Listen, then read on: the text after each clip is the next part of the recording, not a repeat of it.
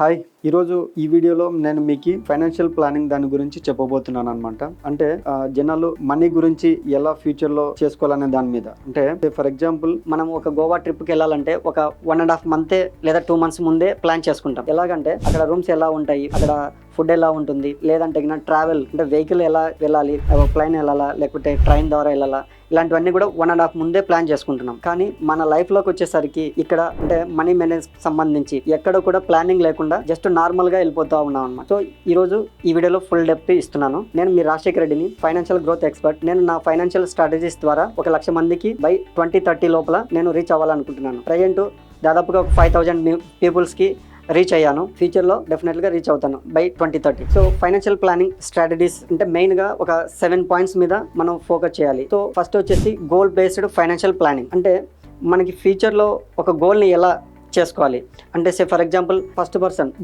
కొత్తగా జాబ్లో జాయిన్ అయ్యాడు. అతని గోల్స్ ఏముంటాయి అంటే బ్యాచులర్. సో ఇక్కడ ఏంటంటే మనకి అతనికి ఎలాంటి స్ట్రగుల్స్ అనేవి ఉండవు అనమాట. జస్ట్ శాలరీ వస్తుందా, సేవింగ్ చేసుకోవడమా, ఏదో ఒకటి చేసుకోవాలి. కానీ ఇక్కడ రాంగ్ వేలో వెళ్తున్నారు అనమాట. అలాగే మనకు గోల్ బేస్డ్ నెక్స్ట్ వచ్చేసి short term goals, medium term goals, long term goals ఇలా సెట్ చేసుకోవాలన్నమాట. ఇప్పుడు ఒక బ్యాచులర్ కొత్తగా జాబ్లో జాయిన్ అయినప్పుడు షార్ట్ టర్మ్ గోల్స్ అంటే 1 or 2 years లో ఒక బైక్ కొనాలనుకుంటున్నాడు. సో దానికి ఒక 6 months నుంచి 1 year లోపల కొంత అమౌంట్ సేవింగ్ చేసుకుంటున్నాడు అంటే దాన్ని మనకు వితౌట్ ఈఎంఐకి వెళ్లకుండా మనం బైక్ కొనడానికి ట్రై చేయొచ్చు అనమాట. అలాగే మనకి మీడియం టర్మ్ గోల్స్ అంటే లైక్ 4-wheeler కావచ్చు. 4-wheeler అనేది చాలా ఖర్చుతో కూడుకునేది కాబట్టి మనకి అది 3 to 5 years లోపల మనం ఫుల్ఫిల్ చేసుకోవచ్చు ఆ గోల్ని. సో నెక్స్ట్ ఏంటంటే లాంగ్ టర్మ్ గోల్, ఇది more than 5 years and above ఉంటుంది అనమాట. సో ఇక్కడ ఏంటంటే మనకి హోమ్ నీడ్స్ కావచ్చు, లేదంటే ఒక పెద్ద ప్లాట్ కావచ్చు, లేదంటే మన ఊర్లో పొలం కావచ్చు, ఇలాంటివన్నీ పెద్ద టార్గెట్ కాబట్టి మనం దాని తగ్గట్టుగా మనం లాంగ్ టర్మ్లో ప్లాన్ చేసుకోవాల్సింది వస్తుంది. నెక్స్ట్ వచ్చేసి budgeting and expense. For example మన ఇండియాలో మనకి పార్లమెంట్లో ప్రతి సంవత్సరము ఫిబ్రవరి మంత్లో ఫైనాన్షియల్ మినిస్టర్ బడ్జెట్ అనేది ప్రవేశపెడతారు. ఎందుకు ప్రవేశపెడతారో మీకు తెలుసా విషయం? సో ఏంటంటే మనకి రాబడి ఎంత ఉంది, ఖర్చులు ఎంత ఉన్నాయి, ఎక్స్పెన్సెస్ ఎంత ఉన్నాయి, ఇవన్నీ కూడా మనకి ఆ బడ్జెట్లో తెలిసిపోతుంది. బట్ మన లైఫ్లోకి వచ్చేసరికి మనకి ఎలాంటి బడ్జెట్ లేకుండా కామన్గా నడిచిపోతూ ఉన్నాం. ఎలాగంటే for example without goal based లేకుండా వెళ్ళిపోతూ ఉన్నాం. ఎక్స్పెన్సెస్ కూడా అలానే చేసుకుంటూ వెళ్ళిపోతుంది. ఇక్కడ ఏంటంటే ఒక బడ్జెట్ ఈ ఇయర్లో ఎంత సేవింగ్స్ చేసుకోవాలి, ఎంత ఇన్వెస్ట్మెంట్ చేసుకోవాలి, ఎంత ఖర్చు చేసుకోవాలి అనేది కూడా మనం ఒక బుక్లో రాసుకొని పెట్టుకున్నామంటే కరెక్ట్ వేలో వెళ్ళొచ్చు అనమాట. నెక్స్ట్ వచ్చేసి ఇన్వెస్ట్మెంట్ స్ట్రాటజీస్. సో ఇక్కడ ఏంటంటే మనకి చాలా రకాల ఇన్వెస్ట్మెంట్ ఆప్షన్స్ ఉన్నాయి. ఏంటంటే ఒకటి వచ్చేసి ఆర్డి, 2 వచ్చేసి ఎఫ్డి, 3 వచ్చేసి equities and stocks, real estate, gold and SGB sovereign gold bonds. So ఏంటంటే మన నీడ్స్ ఫర్ ఎగ్జాంపుల్ 1 year ఉంది, లేదంటే 6 months ఉంది, ఒక ఎఫ్డీలో వేసుకోండి. లేదు నాకు ఒక 2-3 years ఉంది టైము, లేదు అలా ఉందనుకుంటే మీరు మ్యూచువల్ ఫండ్లో ఇన్వెస్ట్ చేసుకోవచ్చు. లేదు నాకు లాంగ్ టర్మ్ గోల్ మంచి ఇన్వెస్ట్మెంట్ అమౌంట్ కావాలనుకుంటే స్టాక్స్లో ఇన్వెస్ట్ చేసుకోవచ్చు. లేదు మీ గోల్ ఒక పెద్ద ల్యాండ్ తీసుకోవాలనుకుంటున్నారు, రియల్ ఎస్టేట్ మీద ఇన్వెస్ట్ చేసుకోవచ్చు. మీకు గోల్డ్ ఇష్టం ఉంటుంది, ఆ గోల్డ్ మీద ఇన్వెస్ట్మెంట్ చేసుకోవచ్చు. ఇలాగే ఏది కావాలంటే అది చేసుకోవచ్చు మన అవసరాన్ని బట్టి. నెక్స్ట్ వచ్చేసి insurance plan. So insurance plan ఏంటంటే ఒక సంపాదించే వ్యక్తి ఫ్యామిలీలో ఎంతైతే ఎర్న్ చేస్తున్నాడో ఆ ఎర్న్ చేసే మనీ మీద మినిమం 10 to 15% మనకి ఇన్సూరెన్స్ కవరేజ్ అనేది ఉండాలి. నార్మల్గా ఏంటంటే మనకి ఎల్ఐసి సేవింగ్స్ ప్లాన్ లాగా తీసుకుంటారు, అదే మాకు ఇన్సూరెన్స్ ఉంది కానీ అది ఎక్కడ కూడా మీకు సరిపోదు అనమాట. ఎందుకంటే మీరు ప్రీమియం ఎక్కువ కడుతున్నారు, కవరేజ్ తక్కువ ఉంటుంది. బట్ అదే టర్మ్ ఇన్సూరెన్స్లో అయితే మీకు తక్కువ ప్రీమియం ఎక్కువ ఇన్సూరెన్స్ కవరేజ్ అనేది ఉంటుంది అనమాట. ఫర్ ఎగ్జాంపుల్ ఒక 25 years ఓల్డ్ పర్సన్కి 5 lakhs ఎర్న్ చేస్తున్నాడు అంటే అతనికి 1 కోటి రూపాయల వరకు మనం టర్మ్ ఇన్సూరెన్స్ అనేది ఇవ్వచ్చు అనమాట.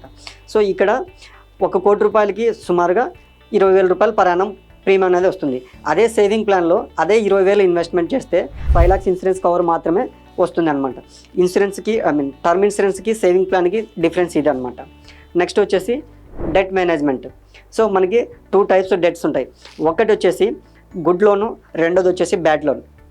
గుడ్ లోన్ ఏంటంటే మనకి లోన్ తీసుకున్న తర్వాత ఒక ఇన్వెస్ట్మెంట్ అంటే ప్లాట్లో ఇన్వెస్ట్ చేయడమో, లేదంటే మన ఎడ్యుకేషన్ లోన్ లాగా తీసుకొని ఇన్వెస్ట్ చేసుకోవడమో, దట్ ఈస్ గుడ్ లోన్. దీనివల్ల ఏమవుతుందంటే మనకి క్రెడిట్ స్కోర్ అనేది ఇంప్రూవ్ అవుతుంది, నెట్వర్త్ అనేది కూడా మంచిగా ఉంటుంది. Next bad loan.